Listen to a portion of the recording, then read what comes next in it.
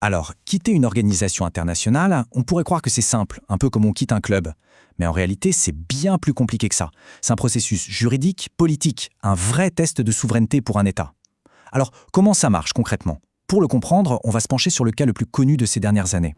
Voilà, la question est posée. Et pour y répondre, on va prendre l'exemple que tout le monde a en tête. Celui qui a fait la une des journaux partout dans le monde.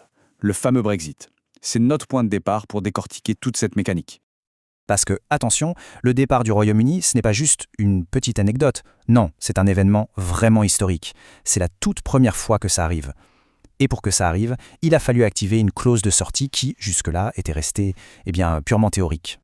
Oui, avant le Brexit, jamais un pays membre n'avait décidé de partir de son plein gré. Il faut savoir qu'au tout début, les traités ne prévoyaient même pas cette possibilité. Il a fallu attendre le traité de Lisbonne pour voir apparaître ce fameux article 50, la clé juridique qui a en fait tout déverrouillé. Bon, alors, cet article 50, qu'est-ce que c'est exactement? Eh bien, en gros, c'est la clause de sortie officielle. Il dit que n'importe quel État membre peut décider de claquer la porte, mais, et c'est le point crucial, cette décision doit être prise en accord avec les propres lois du pays. Ça, c'est fondamental, parce que ça ancre ce droit de partir directement dans la souveraineté nationale. Le processus, lui, est super encadré. Étape 1, l'État prévient officiellement le Conseil européen. Et là, top, le compte à rebours est lancé. On a 2 ans pour négocier les termes du divorce.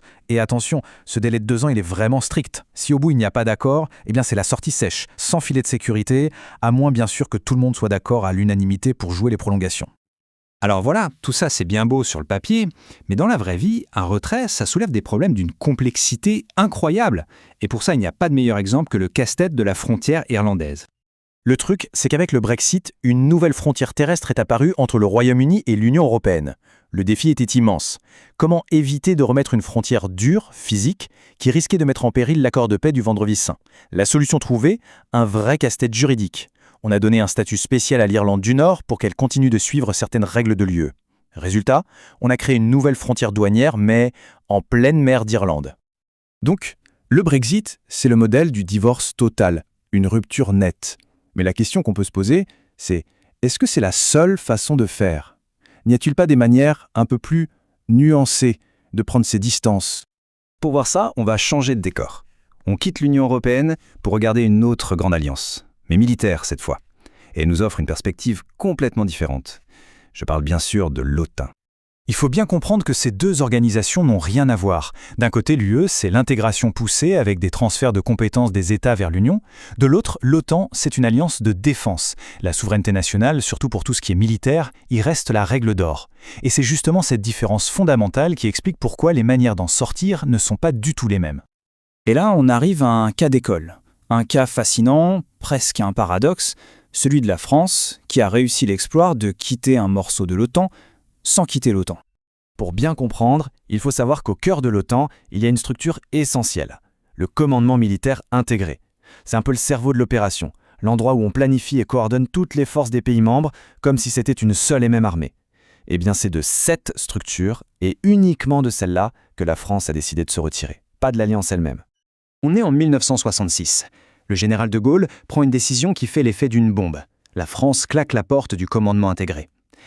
Mais, et c'est un mais énorme, elle ne déchire pas le traité pour autant. Non, elle reste membre politique de l'Alliance et elle continue de profiter de la protection collective. Une position unique qui va durer plus de 40 ans, jusqu'à ce que la France réintègre tout ça en 2007. C'était un coup de génie stratégique. L'idée, c'était d'affirmer que la France était seule maître de ses armées, et surtout de sa force nucléaire, tout en gardant le parapluie de sécurité de l'OTAN. C'était en quelque sorte un retrait à la carte. On est très très loin du tout ou rien du Brexit. Alors, au final, que nous disent ces 2 exemples? Eh bien, ils nous montrent une chose très simple. Le concept de retrait n'est pas unique. Il y a plusieurs façons de quitter un club international. On a donc vraiment 2 modèles qui s'opposent. D'un côté, la sortie totale, bien carrée, encadrée par une procédure juridique comme l'article 50. Et de l'autre, un retrait partiel, beaucoup plus stratégique, une décision souveraine où l'on choisit son niveau de participation sans pour autant couper les ponts.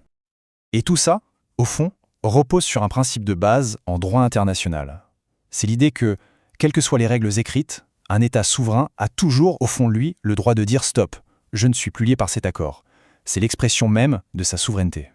La conclusion, elle est donc assez claire. Il n'y a pas une seule et unique façon de se retirer, Tout va dépendre des règles du jeu du club en question. Est-ce qu'on est dans une logique d'intégration ou de simple coopération? Et bien sûr, des objectifs de l'État qui veut prendre la porte.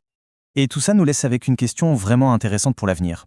Dans notre monde actuel où les alliances se font et se défont, est-ce qu'on verra plus de Brexit, de rupture totale, ou est-ce que les États vont plutôt préférer des retraits plus stratégiques à la De Gaulle? Le débat est ouvert.